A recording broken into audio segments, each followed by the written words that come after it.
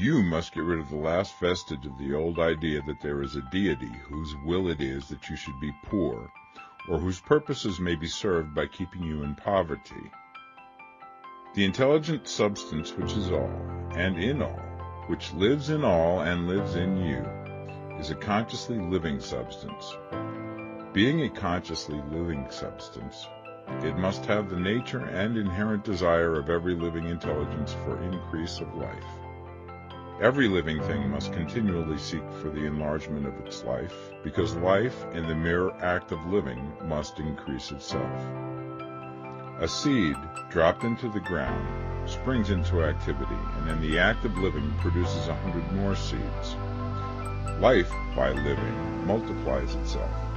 It is forever becoming more. It must do so if it continues to be at all. Intelligence is under the same necessity for continuous increase. Every thought we think makes it necessary for us to think another thought. Consciousness is continually expanding.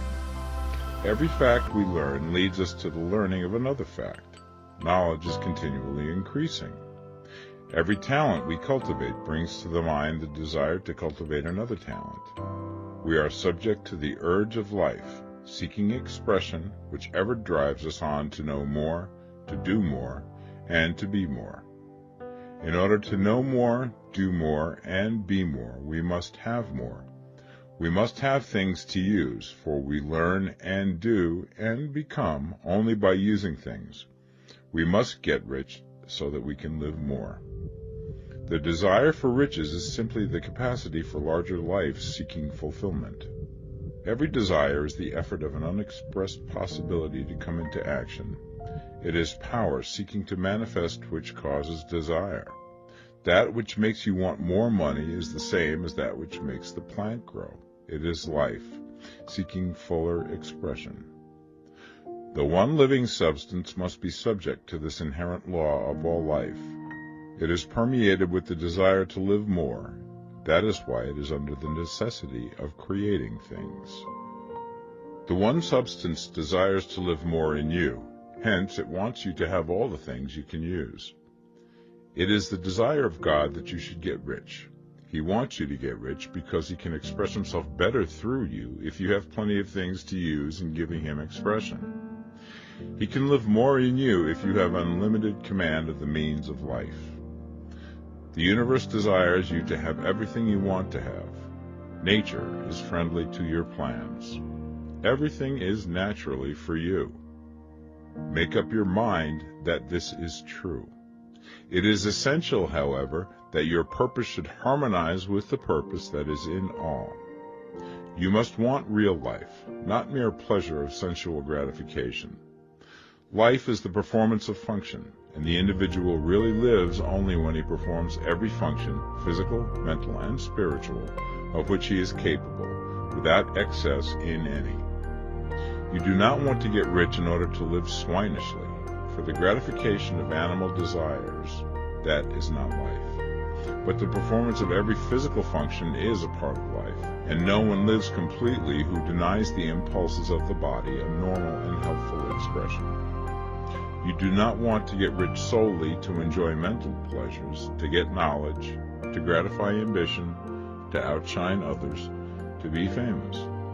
All these are a legitimate part of life, but the man who lives for the pleasures of the intellect alone will only have a partial life, and he will never be satisfied with his lot. You do not want to get rich solely for the good of others, to lose yourself for the salvation of mankind, to experience the joys of philanthropy and sacrifice. The joys of the soul are only a part of life, and they are no better or nobler than any other part. You want to get rich in order that you may eat, drink, and be merry when it is time to do these things, in order that you may surround yourself with beautiful things, see distant lands, feed your mind, and develop your intellect, in order that you may love men and do kind things, and be able to play a good part in helping the world to find truth. But remember that extreme altruism is no better and no nobler than extreme selfishness. Both are mistakes. Get rid of the idea that God wants you to sacrifice yourself for others, and that you can secure his favor by doing so. God requires nothing of the kind. What He wants is that you should make the most of yourself, for yourself and for others, and you can help others more by making the most of yourself than in any other way.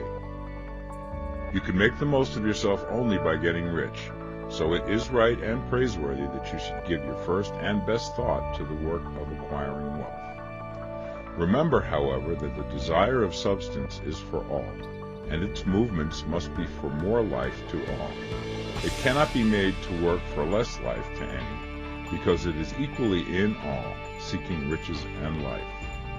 Intelligent substance will make things for you, but it will not take things away from someone else and give them to you. You must get rid of the thought of competition. You are to create, not to compete for what is already created. You do not have to take anything away from anyone. You do not have to drive sharp bargains. You do not have to cheat or to take advantage. You do not need to let any man work for you for less than he earns. You do not have to covet the property of others or to look at it with wishful eyes. No man has anything of which you cannot have the right, and that without taking what he has away from him. You are to become a creator, not a competitor. You are going to get what you want, but in such a way that when you get it, every other man will have more than he has now. I am aware that there are men who get a vast amount of money by proceeding in direct opposition to the statements in the paragraph above, and may add a word of explanation here.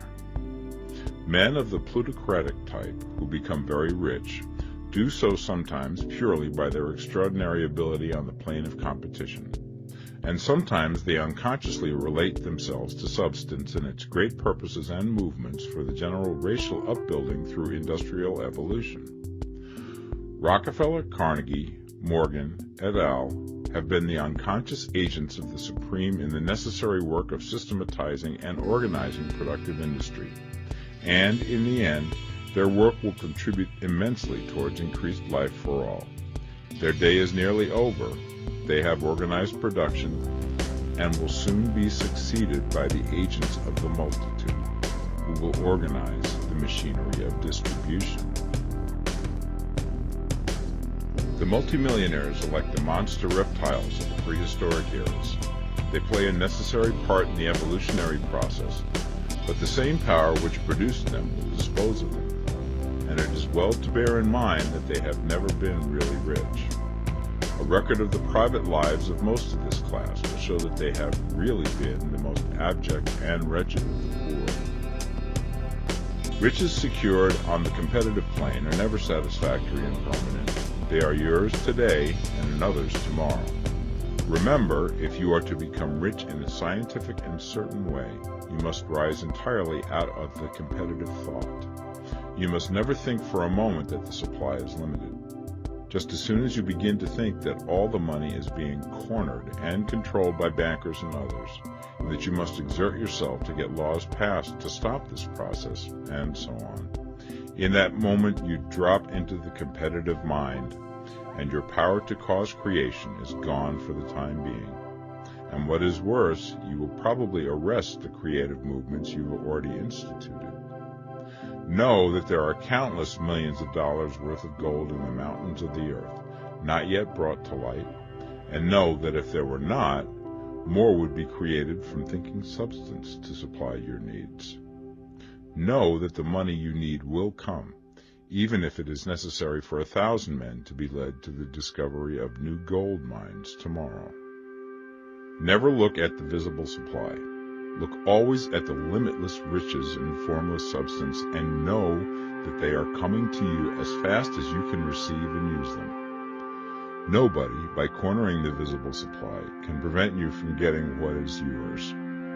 So never allow yourself to think for an instant that all the best building spots will be taken before you get ready to build your house, unless you hurry. Never worry about the trusts and combines, and get anxious for fear that they will soon come to own the whole earth. Never get afraid that you will lose what you want because some other person beat you to it. That cannot possibly happen. You are not seeking anything that is possessed by anybody else. You are causing what you want to be created from formless substance, and the supply is without limits. Stick to the formulated statement. There is a thinking stuff from which all things are made, and which, in its original state, permeates, penetrates, and fills the interspaces of the universe. A thought in this substance produces the thing that is imaged by the thought. Man can form things in his thought, and by impressing his thought upon formless substance, can cause the thing he thinks about to be created.